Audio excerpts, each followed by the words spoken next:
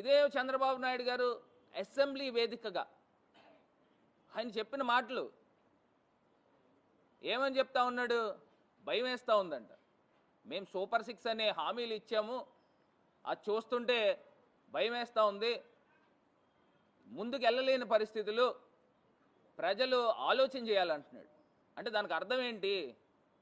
నీ సూపర్ 6 హామీలన్నీ ఎత్తేస్తావనే కదా, దానికి అర్థం ఏంటి? ప్రజలు ఆలోచన చేయాలి. ఇంకా నయం అర్థం చేసుకోండి, ఇంక నేను ఇవ్వలేనని డైరెక్ట్గా చెప్పేలే.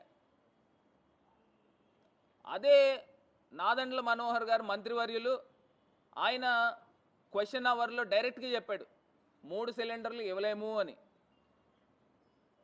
మరి ఇదే మంత్రి లోకేష్ గారు ఆయన ఏం చెప్తా ఉన్నాడు?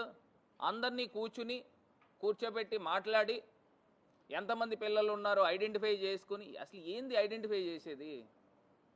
కలెక్టర్లకి సచివాలయాల వారీగా ఏ సచివాలయంలో ఎంతెంతమంది తల్లులు ఉన్నారు, ఎంతెంతమంది పిల్లలు స్కూల్స్కి వెళ్తున్నారు అనేది ఎంతసేపు ఆ డేటా తీసుకోవడము?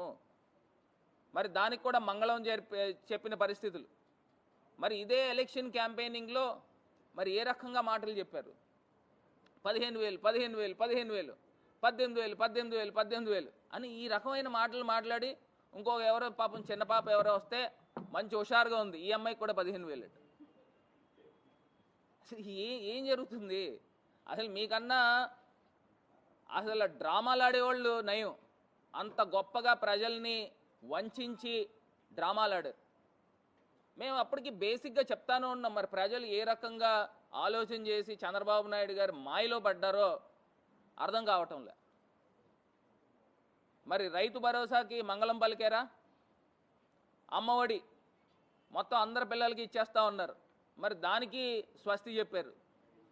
మరి అదే రకంగా 1,500 రూపాయలు 18 సంవత్సరాలు దాటిన ప్రతి మహిళకి డబ్బులు ఇస్తూ ఉన్నారు, నెల నెల 1,500. ఎక్కడికి వెళ్ళిపోయినాయి ఆ డబ్బు? ఎప్పుడు ఇస్తారు? దానికంటే ఒక నిర్దిష్టంగా చెప్పాలి కదా. మాకు ఇప్పుడు మేము సంపదలు సృష్టించిన తర్వాత 5 సంవత్సరాలు పోయేకి ఇస్తామని చెప్పాలా? లేకపోతే ఏదో ఒకటి చెప్పాలి కదా. ఎప్పుడు చెప్తారు? ఎప్పుడు ఇస్తారు? మరి రాష్ట్ర వ్యాప్తంగా ఉన్న మహిళలందరూ కూడా ఎదురు చూస్తూ ఉన్నారు.